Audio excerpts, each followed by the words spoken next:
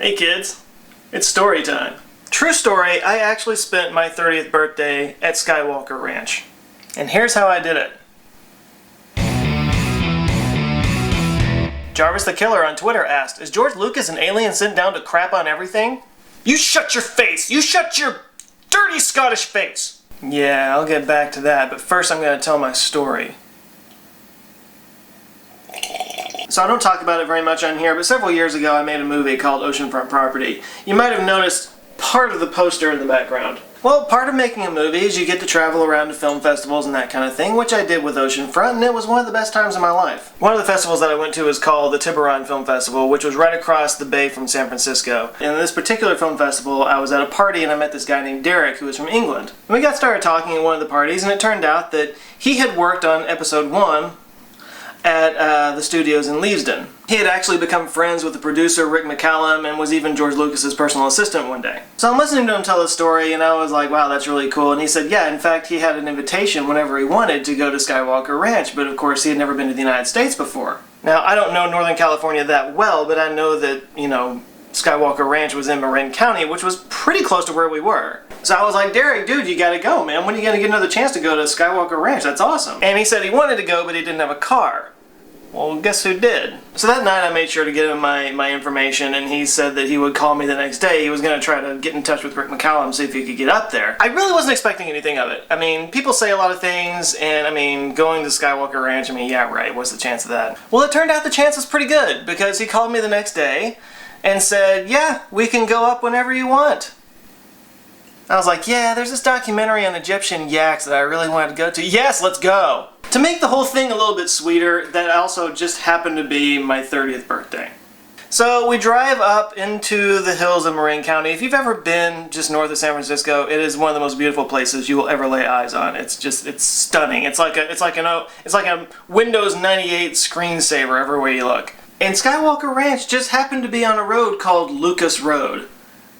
My understanding was that it was already there before Skywalker Ranch was there, but that just seems completely, unbelievably convenient. So at this point, you're probably hearing me say that it's in Marin County, it's on Lucas Road, and you're probably looking up Google Maps right now, and you're like, oh, I could go find it. Well, let me tell you something.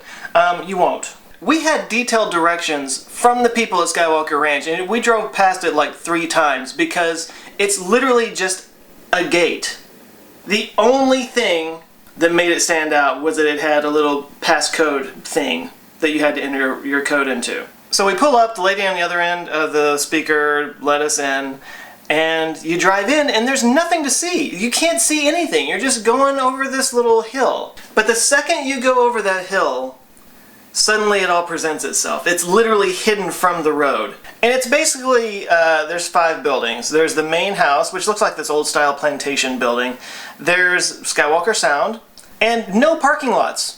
All the parking is underground. You can't see any of the buildings from any of the other buildings. Literally, when you walk outside the front door of Skywalker Sound, you can't see the main building, you can't see any of the other buildings. It's like you're just in the middle of the most gorgeous place you've ever seen in your life. And it's the same thing in all the other buildings. I mean, when you think about the level of imagination that has gone into Star Wars, they put that same level of imagination into creating this workspace. And we ate in the cafeteria, the food was delicious, the food had actually been raised and cultivated there on their farm. So we got to meet a lot of people. I got to see some of the sound stages. I got to see, Skywalker Sound's amazing setup. By the way, it turns out that when you work at Lucasfilm, you actually don't make a whole lot of money. It doesn't pay very high. It's really just the prestige of working there. I mean, I'm gonna assume if you're a sound mixer and you have Skywalker Sound on your resume, you're probably going to get a few jobs after that. So I did get to meet Rick McCallum very briefly. He's the producer of the Star Wars films. We had a glass of lemonade out on the porch of the plantation house. At one point we wound up in the main office of the main building, and over a fireplace were a bunch of Christmas cards. While Derek was talking to some of the other people, my curiosity got the best of me, and I looked at one of the cards, and it was from this guy, Francis Ford Coppola.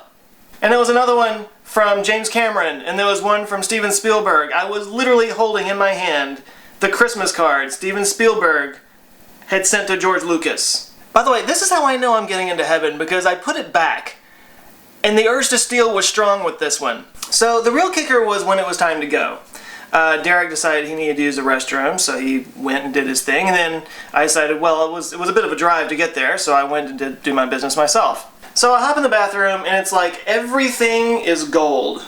I mean, I'm sure it was really brass, but it looked like the whole place was gold. It was like Donald Trump's bathroom or something. So I oohed and awed and weed, and then I walked back out, and I saw Derek standing there and looking at me exactly like this.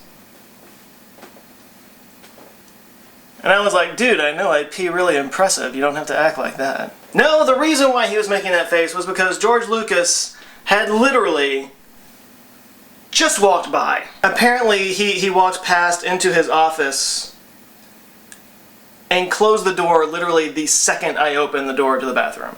George Lucas is literally about 5 feet away from me, and I'm standing there with my pecker in my hand. Embracing the dark side, releasing my midichlorians, letting the Wookiee win, choking Jabba, driving my pod racer, feeling the Force, shooting Greedo, bandoing my Calrissian.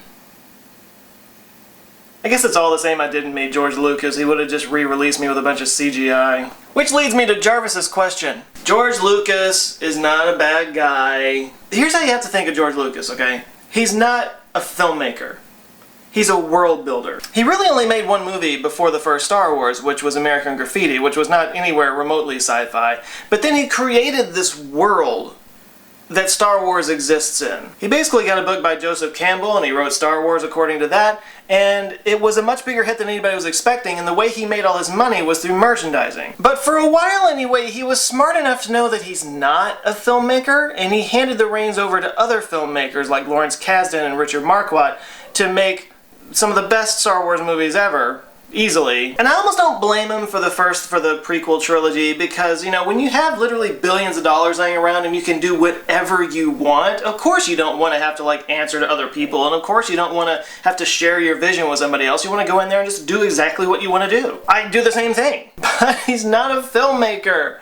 And the prequel trilogy just did not live up. So I, for one, am actually really excited about Episode 7 and what that's going to be. J.J. Abrams can be a bit hit or miss, but he's mostly hit. In fact, I'm planning on having people over to watch all the movies in Machete Order before Episode 7 comes out. If you're not familiar with Machete Order, it's actually a pretty brilliant way to watch all the films, because there's all this debate about, you know, do you watch it in the order they came out? Do you watch them in, you know, sequential order according to the episodes? And it basically goes like this. You set up the world in Star Wars Episode 4, and then you go to Episode 5, Empire Strikes Back, at the end of which is this big cliffhanger where you find out that Vader is Luke's father, and then you go back to Episode 2, you skip Episode 1 and Jar Jar altogether, that's the best part of this, and then you see the backstory about Anakin and Obi-Wan, and how Anakin becomes Darth Vader in Episode 3, and then you skip forward to Return of the Jedi, and you have the full resolution of the story. Anyway, I'm really excited about Episode 7 coming out. There's this huge wave of nostalgia around it. When I was growing up, I was really too young to watch the movies in the theater, except I think I saw Jedi in the theater.